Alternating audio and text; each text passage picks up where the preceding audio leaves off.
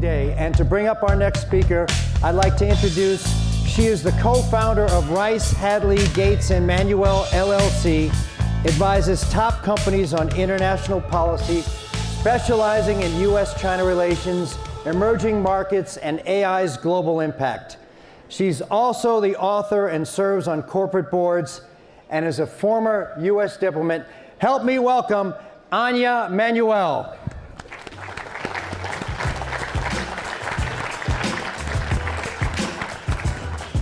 And to interview Anja, please help us welcome back the CEO of DevRev, Dheeraj Pandey.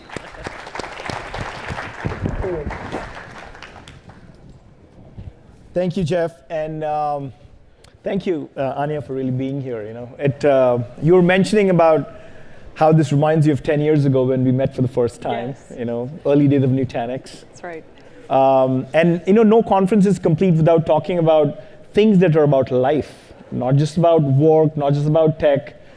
And one of the things that a lot of our attendees used to appreciate was, talk about biology and life sciences and geopolitics. And I figured, we're talking about co-intelligence, but now about codependence, Right. I think the kind of things that we had to weave in back in the day was partners and frenemies and how do you take their data and make it more intelligent? And we're going to do a lot of that even at DevRev. But a lot of our C-level folks and including a lot of the developers and managers, they have to deal with this too when they look at competing products and data that's sitting out there. So I remember Condi talking about this, and remember this was a meeting that we all had, you, Bob, Steve were all sitting there. And we talked about compete and be interdependent at the same time. Exactly. Very important. The words were overlaps of interest versus conflicts of interest. Yeah. And I know that recently Condi actually wrote something about this in the Foreign Affairs article magazine, the perils of isolationism. The world still needs America, and America still needs the world. Very profound. I saw it, I'm like, wow, this is something that's no different than machines and humans. We'll probably need to depend on each other. So we're going to try to run faster than our adversaries. And I wanted to know your point of view of what this codependence actually means. Yeah, thank you. First of all, thank you for having me, Dheeraj. We've had such a great partnership for a really long time. And going after Ethan, who I know a little bit, it feels like now we're entering the dark side of the moon. He gave you all of the optimistic, positive ways in which AI is going to revolutionize what we're doing, what all of us are doing here in business. And I see it from the national security side. I sit on the board of the US Pentagon. I don't speak for the US Defense Department, but we see kind of the dark side of it. But let me start with your question about interdependence versus isolationism, because it's so front and center right now in this election. Even with our adversaries, we depend on them. So if you look at what's happening in geopolitics right now, the Russia-Ukraine conflict, boy, has it pushed us and our allies closer together. The US and Europe are closer than ever. NATO countries, we've got 2 new NATO members. NATO countries actually spending 2% of their GDP on defense. We got together with not just the Europeans, but with the Japanese, the Koreans, the Canadians, many others, to levy the biggest sanctions that you've ever seen on a large economy with respect to Russia. And so it's bringing allies closer together. Also, the competition with China is bringing us closer. You see Japan and Korea getting along for the first time, really, since World War II. And you see the Quad, you're of Indian descent. You would not have seen 10, 15 years ago, the United States, Japan, India, and Australia do huge amounts of military exercises, do a huge amount of work together, have their ministers meet very regularly. 15 and even 10 years ago, we would have said that is too aggressive vis-a-vis China. But as China under Xi Jinping is becoming more and more adversarial, frankly, people are clustering. So that's how our adversaries are bringing us closer together and into closer independence. But then you asked about the flip side, and you talked about frenemies. I think in geopolitics you don't call it frenemies, but yeah. But look at how how much interdependence there continues to be, and I think this is a good thing, between the United States and China. Never mind that right now is the silly season in our politics, where you have people saying, you know, tough on China is the right thing to say. On day one, we will decouple. Well, right now, if you look at the decoupling that's actually happened between the United States and our friends and allies and China, it has been in a very thin layer of very, very advanced technology. Semiconductors, semiconductor manufacturing equipment, some aspects of AI, quantum, but it's very narrow and it gets all the attention. If you look at, for example, US consumer companies, Starbucks, McDonald's, they're expanding in China. That's a good thing. Mm-hmm. If you look at our farmers, they're selling to China. That's a good thing. The goods trade between the US and China last year was $575 billion, our third largest trading partner after Mexico and Canada.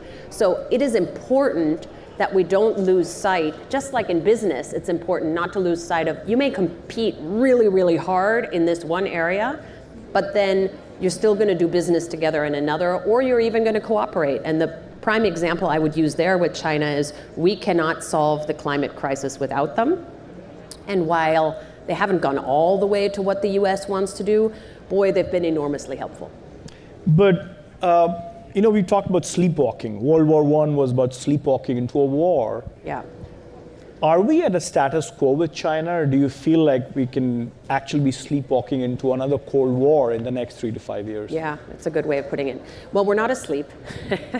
Our diplomats are working extraordinarily hard, and they really deserve our gratitude. It's not easy. I walked in here with all of the effortless signs. Geopolitics right now is not effortless. People are working really hard. And it's like it's always been, I guess. Yeah.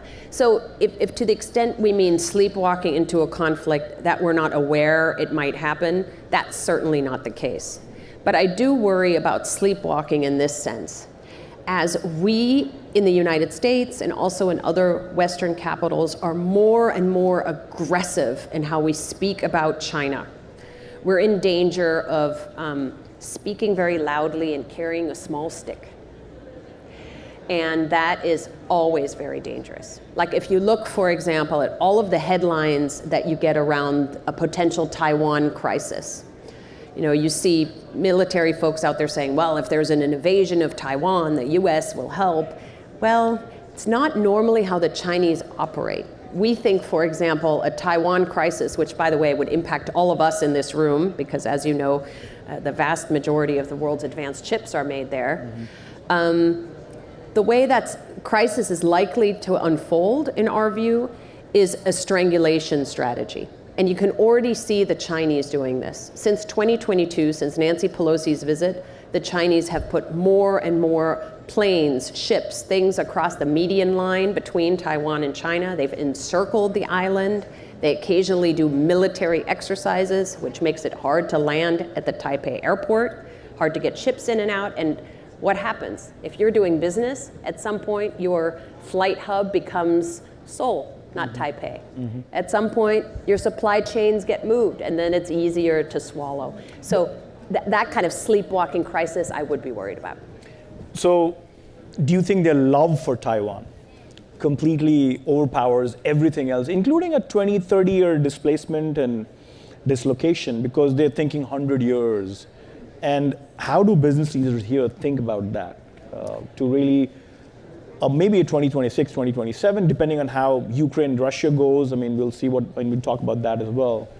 But do you think that they don't care about a dislocation in the next 20 years because they're not a democracy? How should U.S. business leaders think about U.S.-China? Yeah. Currently, China under Xi Jinping, and this is really unique to him, and this is sometimes where personalities matter. National security and keeping the Communist Party in China trumps any economic growth. We often have our client CEOs say, but what the Chinese are doing is irrational. They could be growing so much faster. I have a lot of friends inside China. I still try to go there as often as I can. A lot of really senior, very intelligent, well-meaning Chinese know this too. But under China's current leadership, national security and politics is always going to trump economics. That's why the reforms that you saw in the last couple of weeks are actually, when you dig into them, they're a little bit shallow. They're intended to juice up the markets. They had that effect for a while, and then the Chinese stock market came right back down. But they're not dealing with the fundamental issues, which is that there's 18, 19, 20% unemployment rate of young Chinese. And so they're willing to take a lot of pain in order to put what they view as their national security. Got it. Now, it's an autocratic system, and you're right to put it that way. So things are completely permanent in a system like that and very opaque. Until it's not. Until it's not. And so you could imagine Xi Jinping being in power forever, for the rest of his life, or you could imagine that he gets managed out in 5 years, 8 years. Wow, looks like it's the uncertainty that we all have to live with for the next several years. No. I want to Makes bring it hard back to plan as a business. Yeah, we want to bring it back to codependence. Obviously, no talk is complete without talking about the elections. One of these two candidates has become the next president. What do you think happens to isolationism, codependence, and everything around, like we talked about the CHIPS Act and R&D investments at home and friendshoring and export controls, like maybe the next couple of years of your prognosis of this, depending on who wins? Yeah, very good question. I think it's important for all of us who are voting here to understand that on foreign policy, a US president is the least constrained. So when you look at tax rates and the economy and all of the other things, no matter who's in power, you're likely to have a divided Congress, and so it'll tamp down their most conservative or their most liberal instincts. On foreign policy, there's a lot of autonomy for the executive branch. So what are you going to see? Donald Trump has told you what he wants to do. He, by nature, wants to pull back. He wants to be more isolationist. He says over and over again that he wants 10 or 20% tariffs on all goods coming into the US, 60% tariffs on goods to China. Now, when you ask trade lawyers, they think a lot of that is illegal. Some of it will be fought in the courts.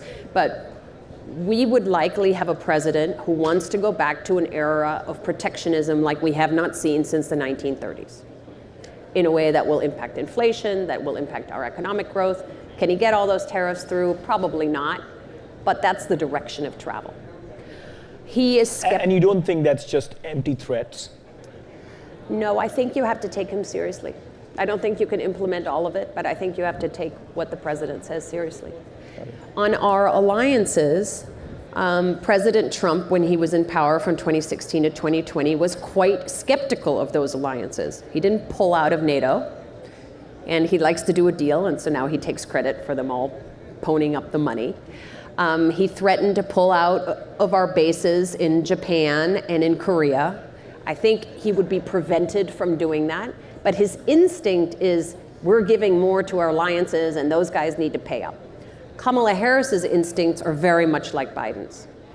These alliances, this interdependence or codependence, makes us stronger and safer and makes it easier. So in all of those internationalist codependence, interdependence points that you raised, Donald Trump is likely to want to pull back more, and Kamala Harris is likely to want to be more open to the world. And do you think in the short to the medium term, which is what Republicans think a lot about compared to Democrats who probably are more long term, is he saying focus because I have things to do at home, or is it just something that's based out of, the hatred of other nations, for example? Oh gosh, I wouldn't want to analyze him because I don't know him. I think this is, from the speeches you hear, when you hear Donald Trump speak, it's about, I want to help my people at home.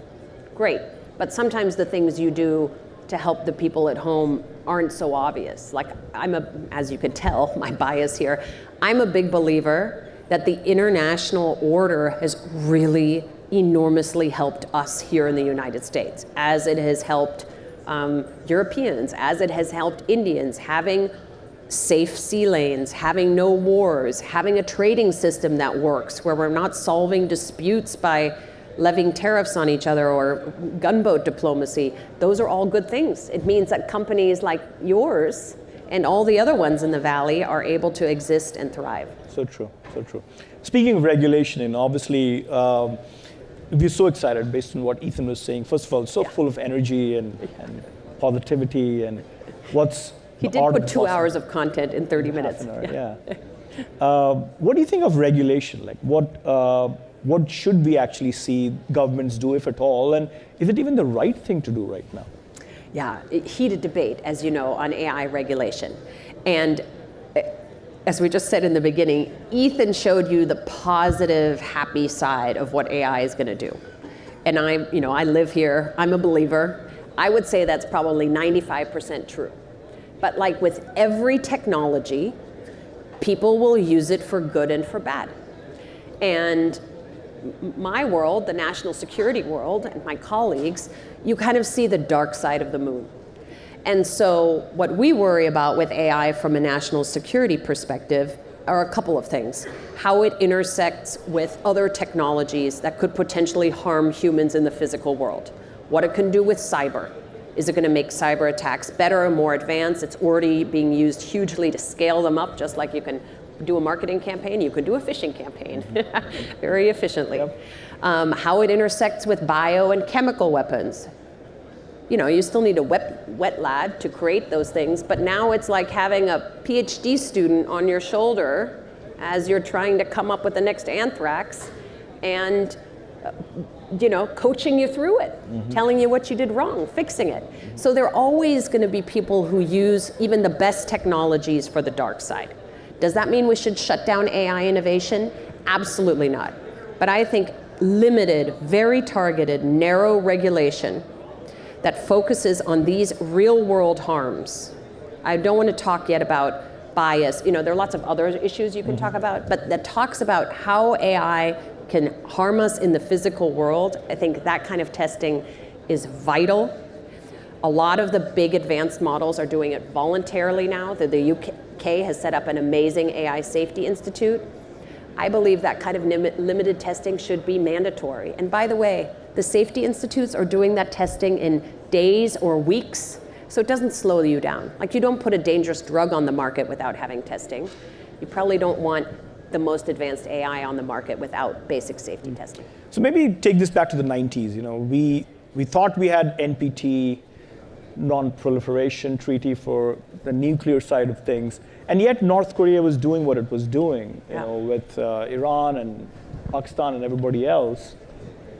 Do you think there is a danger of proliferation because of open source models? And what's your take on open source AI models right now? And both their power, the bright side of open source, because obviously every developer worth their salt would like to do this on their laptops rather than pay a big centralized model a lot of money. Yeah. But at the same time, is there a risk of proliferation? Absolutely. But I think the debate is no longer entirely open source versus closed, because the closed models are also being used to do some harmful stuff. So it's not perfect. An imperfect analogy, but since you used nuclear, what we're seeing with the AI race is a little bit as if a bunch of private companies around the world invented nuclear energy and possibly nuclear weapons. So the cat's out of the bag. And that's why this limited testing, I think, is very important. And frankly, it should be on open source as well as closed models. As far as I know, Meta has not yet subjected its models to testing. I think they should. But look, the Chinese are excellent. They're amazing entrepreneurs. Depending on who you ask, their LLMs are 6, 9, 12 months behind. The export controls on our most advanced chips are slowing that down a little bit. But most of the stuff that we worry about in the national security space, the Chinese are amazing at. Computer vision, visualization, drones, autonomous weapons. They're all amazing at that. A lot of government support as well for those things. A lot of government support, yeah.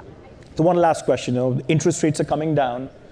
A lot of capital allocators in the room here who would like to figure out what's up with Europe and what's up with, let's say, Middle East. Maybe you want to say a few words about Saudis, like the Emiratis, like where is the money that could be spent and where is the real spend happening? On AI specifically? In general, technology at large, yeah. Yeah, I mean, what you've seen in the Middle East is stunning in the last few years. Amidst the tragedy of Israel, Hamas, and now the widening of the war with Lebanon, the Gulf Arab states are just doing amazingly well. You know, Saudi Arabia is booming, the Emirates is booming, Bahrain is booming. They're seemingly sort of unaffected by the conflict right next door. And they're spending, as all of you know, huge amounts to be relevant in technology, to move out of their economies out of just an oil-based economy.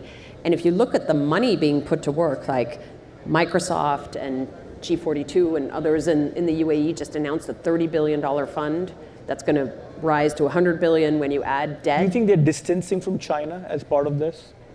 They absolutely say they are. But I think the Middle East likes to work with both sides. And how about Europe? Like, what's the prognosis in Europe? You know, obviously the energy crisis, they were not ready for nuclear, or at least they shunned nuclear.